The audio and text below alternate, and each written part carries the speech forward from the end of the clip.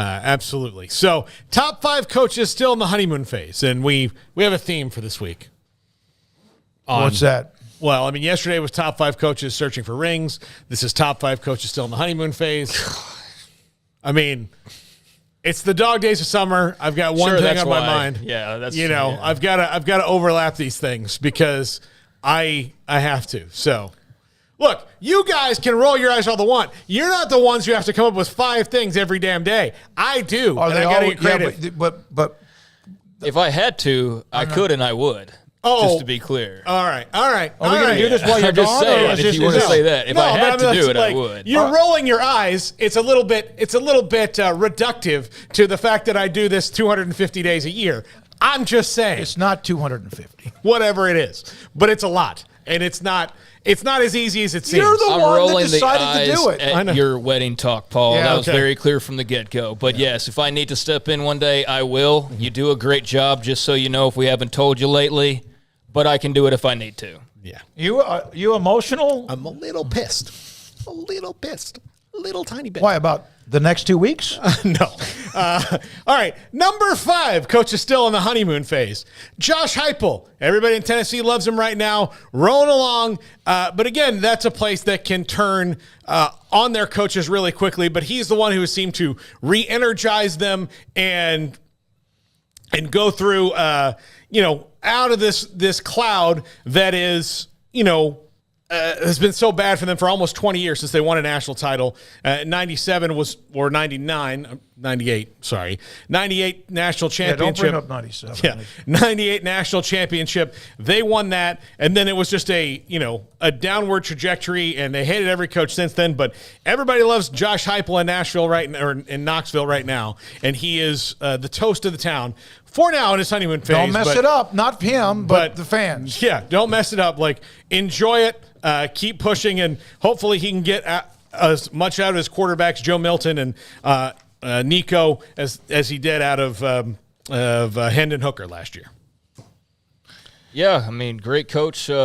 Really has the troops riled up and ready to return to the promised land right now, and feels like they're on the cusp of possibly doing that. The only problem for them is there's a couple of giants in their way. Megas. But the expanded playoff here soon will cure that, or at least make that not as much of an obstacle to get into an opportunity to be able to get into that playoff and maybe make some noise and make a run. But yeah, they're on solid footing right now for the first, or as solid footing as they've been on in a really long time.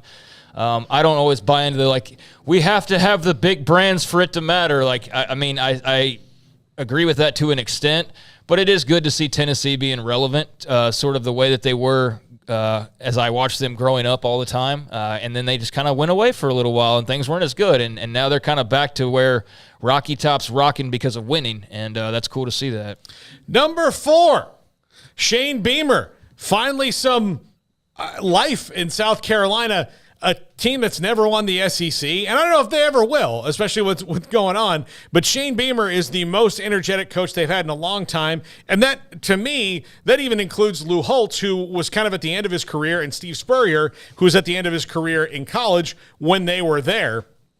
Shane Beamer's been really good for them. Of course, bringing in Spencer Rattler's brought a little life to them, and we'll see if he continues back on an upswing this year. He's one of the biggest conundrums in college football, but there is a reason for hope in Columbia because of Shane Beamer.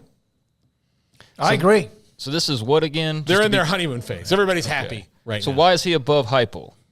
Because I just make numbers sometimes. But yeah, he's probably not. I think I forgot about. So this is really not 1 through 5. I forgot about Heupel. Now looking back, I forgot about Heupel and had to change him out for somebody else, and I'd already done Beamer. Well, you could have just moved him up and moved Boomer down. Yeah, thanks for telling me how to do this, guys. Really appreciate this constructive criticism. It's Asking a a top question, 5, buddy. Otherwise, you just put 5 names without numbers next Yeah, to I mean, he probably shouldn't have been, but yeah, he's there on the list. Yeah, just wondering because I don't know. I'd take Tennessee's trajectory if we're doing it on the power ranking, but it's your list as you said. So yeah, Shane Beamer's got a good thing going, and now there's a lot of excitement about what he could possibly do. We'll see with Spencer Rattler back for one final shindig to see what he's capable of accomplishing at the end of his college career. And, they made for a pretty good pairing last year, along with, obviously others in play as well. But there's excitement around Columbia, to be sure. And, they're not just some, oh, yeah, and they're South Carolina too. Yeah. Like, they're actually somebody that people are talking about, and not because they, oh, yeah, or they have to, or whatever. They're talking about them because there's some excitement there. Yeah, they had some momentum near the end. Number 3. Dan Lanning at Oregon. Of course, it's only year 2 for Dan Lanning, but there is, I'm kind of surprised that Oregon ever got to a phase where they weren't buzzy, but there was before Dan Lanning, in the immediate time before Dan Lanning got there. And now here they are, that the transfer portal and all that. Oregon is everything that they want to be. It's a bummer for them as a team that their conference is going through what they're going through, but Oregon will continue to be relevant. And, players want to go there. They've got obviously good NIL backing, and he's the perfect guy at the perfect time, I think, for the Oregon Ducks. And we'll see if he can, win a very tough conference in year number 2. But he's got a good quarterback to do it in Bo Nix, and some good players he's plucked out of the portal and recruited here in the last couple of years. Yeah, we'll see on him. It's great what they did last year, but they also did that the year before, basically, and they won 10 games 2 years prior to that. So, they've done that 3 out of the last 4 years, have won 10 games or more. Cristobal had a short 3-year stint, but they got some things done during that 3 years. So he's able to pick up that torch and just kind of keep things the way that they were. Obviously, Bo Nix played a lot better than people could have ever expected, or most people probably ever would have expected, given how he was talked about once he left Auburn. And then I think a lot of people expected him to fall off, and he didn't. He just kept on rolling. So, yeah, there's a lot of excitement up there as well right now. And, how they fall within that Pac-12 pecking order. We goof on the Pac-12 all the time, but their quarterbacks really are a fun bunch, and therefore their teams should make for a very crowded field, you would think, in pursuit of that championship, and they'll be one of them. I don't think Heupel's, by the way, in a honeymoon. I think he's engaged. Maybe so. Yeah, that's probably true about Tennessee, that they're not going to get married to something. Like, they maybe weren't married to Phil Fulmer until they dumped Gatorade on him. In 98? Yeah, in 98. Number 2, Mike Norvell. Very much everybody's excited. And FSU and their collective is spending a lot of money. They won 11 games last year. And, look, I can tell you as a fan, I'm excited.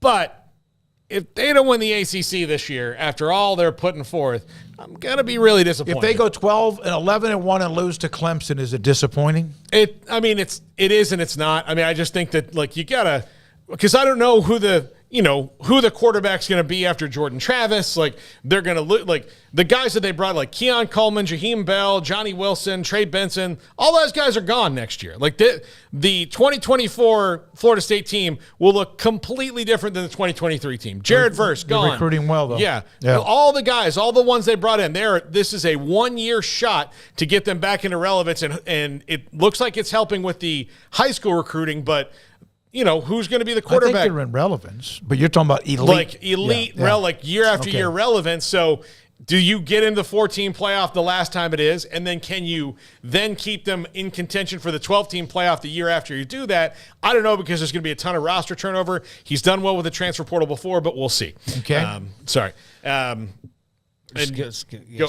I was going to correct myself. Cristobal was at Oregon for 4 years. I think I said 3 years. But, yeah, FSU's in a good spot right now. I don't think that it's do or die this season, because I think that changes in the transfer portal era. Like, oh, we're losing the quarterback. Well, guess who will probably be a top contender for a quarterback if they don't have one on campus next offseason?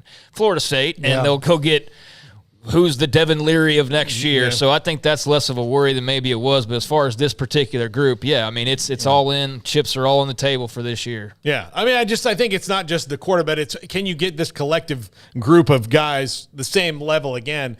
Year after year, you're trying to talk it into existence. They're going to be really good. I hope so. Number 1, Marcus Freeman. And I don't know if he's necessarily just in the honeymoon period because of the way that Notre Dame finished last year, or if the fans, especially from what we've heard, were just tired of Brian Kelly.